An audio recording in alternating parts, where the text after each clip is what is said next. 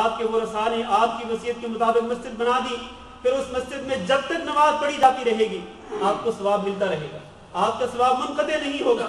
آپ نے وصیت کی کہ میرے مرنے کے بعد کنواں کھدوا دیا جائے، میرے مرنے کے بعد یتیموں کی کفالت کی جائے، میرے مرنے کے بعد بیواؤں کی کفالت کی جائے، جب تک یہ خیر کے کام چلتے رہیں گے آپ کے اعمال کا اجر و ثواب منقطع نہیں ہوگا، یہ آپ کے لیے صدقہ جاریہ ہوگا۔ لہذا اس کی بھی انسان کو وصیت کرنی چاہیے، لیکن یہ اس وقت جب کہ انسان کو اللہ تعالیٰ نے مال دیا ہو اور اس کو پتہ ہو کہ مرنے کے بعد اس کے ورثاء کو بھی اس کا حصہ مل جائے گا اور باقی جو مال ہے وہ اللہ کے دین کے کاموں میں لگا دیا جائے۔ تو اس طرح انسان دنیا کے اندر بھی اپنے لیے بہتری اور خیر و بھلائی کما سکتا ہے اور آخرت میں بھی اپنے لیے بہت ساری خیر و بھلائی حاصل کر سکتا ہے۔ اللہ تعالیٰ سے دعا ہے کہ اللہ ہم سب کو یہ مسائل قرآن و حدیث کی روشنی میں سمجھنے کی توفیق دے۔ اللہم اغفر لنا وللمؤمنین والمؤمنات والمسلمین والمسلمات الاحیاء منهم والاموات۔ اللهم انا نسألك العفو والعافية والمعافاة الدائمة في الدنيا والآخرة۔ اللهم انا نسألك رضاك والجنة ونعوذ بك من سخطك والنار۔ اللهم اعز الاسلام والمسلمين واذل الشرك والمشركين۔ اللهم اعز الاسلام والمسلمين واذل الشرك والمشركين۔ اللهم فرج هم المهمومين ونفس كرب المكروبين واقض الدين عن المدينين واشف مرضانا ومرضى المسلمين۔ اللهم آمنا في أوطاننا واجعل هذا البلد آمنا مطمئنا وسائر بلاد المسلمين۔ عباد الله، إن الله يأمر بالعدل والإحسان وإيتاء ذي القربى وينهى عن الفحشاء والمنكر والبغي يعظكم لعلكم تذكرون۔ سبحان ربك رب العزة عما يصفون وسلام على المرسلين والحمد لله رب العالمين۔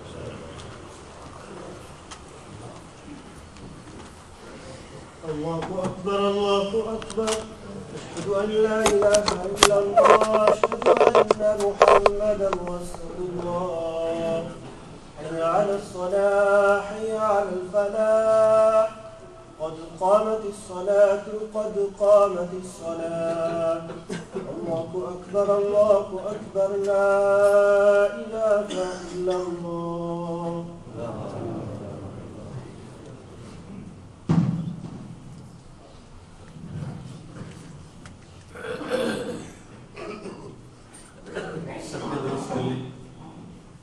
ساتھ مل جائیں،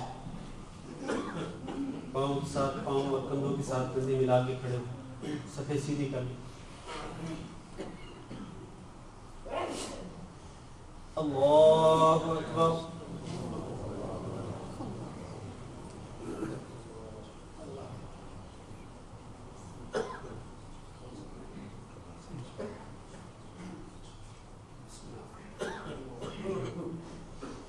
الحمد لله رب العالمين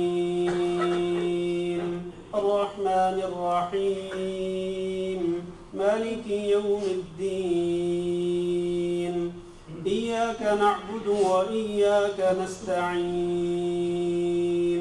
اهدنا الصراط المستقيم صراط الذين أنعمت عليهم غير المغضوب عليهم ولا الضالين۔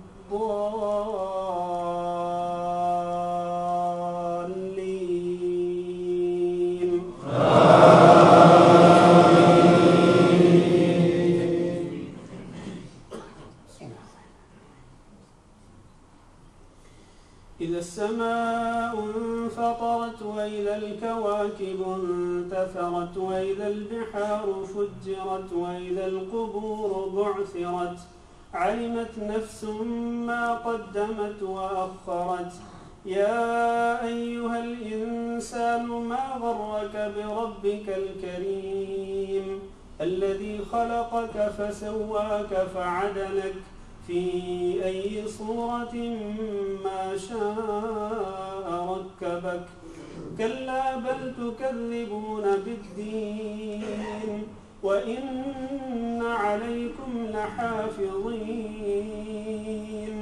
كراما كاتبين يعلمون ما تفعلون۔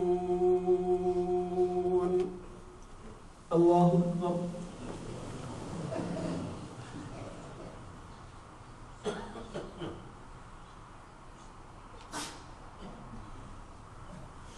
سمع الله لمن حمده۔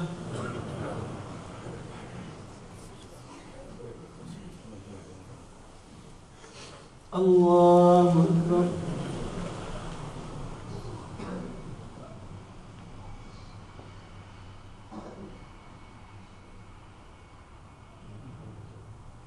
الله أكبر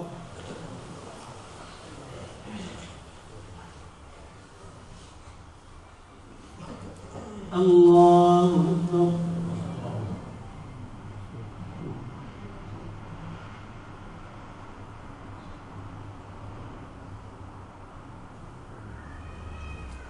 الله أكبر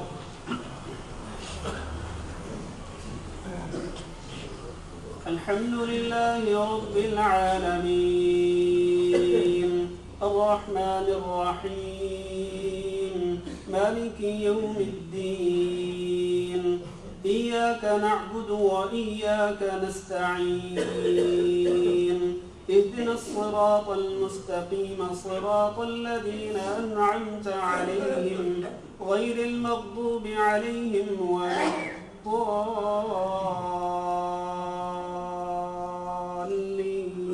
الضالين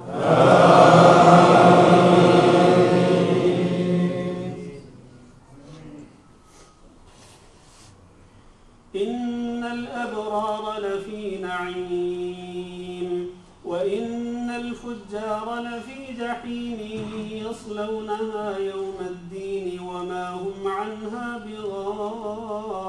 بغائبين وما أدراك ما يوم الدين ثم ما أدراك ما يوم الدين يوم لا تملك نفس لنفس شيئا والأمر يومئذ لله الله أكبر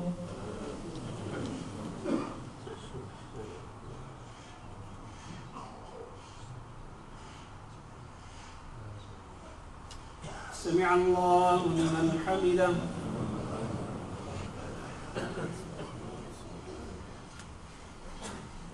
الله أكبر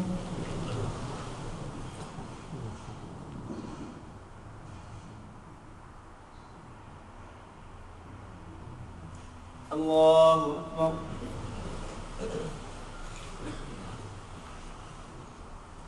الله أكبر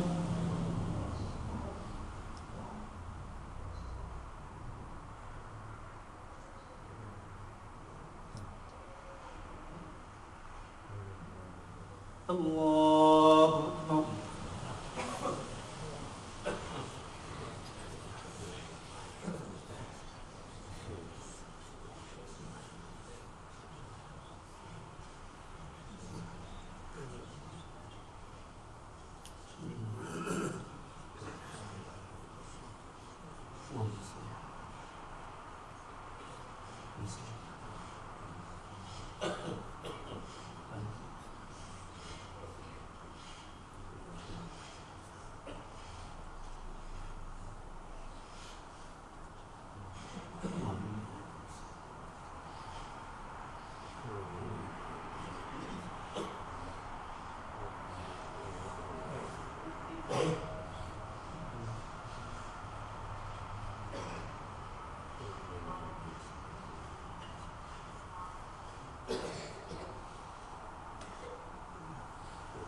السلام عليكم ورحمة الله السلام عليكم ورحمة الله